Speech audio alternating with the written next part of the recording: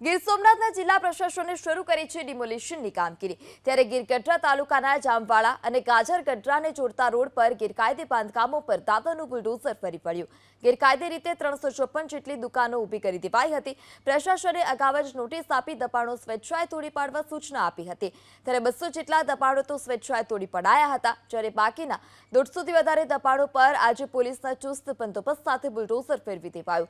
આ તરફ પ્રશાસન તરફથી હાથ ધરાયેલી ડિમોલિશનની કામગીરીના વિરોધમાં chamber of commerce and industries તરફથી આવતીકાલે સજ્જડ બંધનું એલાન આપવામાં આવ્યું।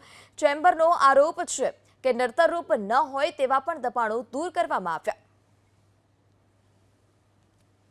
અહીંયા રોડની બંને સાઈડ બિનજરૂરી કોઈને કાંઈ નડતરરૂપ નથી, રસ્તામાં નથી, હાલ કોઈ સરકારનો રોડ બનતો નથી, રોડ પૂરા થતા નથી, છતાં પણ આ ડેમોલેશન કરવામાં આવી છે। આ બાબતનું બધા ભેગા થઈ આગામી દિવસોમાં ક્યાંક અમે સંકલન કલેક્ટર સાથે સંકલન કરી આગામી બાબતમાં ધ્યાન દોરશું। અમે સરકાર સીમા પર રજૂઆત કરી હાલ પૂરતી રોડની દુકાનો છે પેન્ટિંગ રાખે એવી આ તકે હું મારી લાગણી છે। ઉનાથી ગીરગઢડા થઈને જામવાડા જતા રોડ ઉપર ખાસ કરીને જે ટ્રસ્ટ દ્વારા ગોચરના નામે દુકાનો 30 જેટલી દુકાનો બનાવવામાં આવી હતી, એની ડિમોલિશનની કામગીરી અત્યારે ચાલુમાં છે।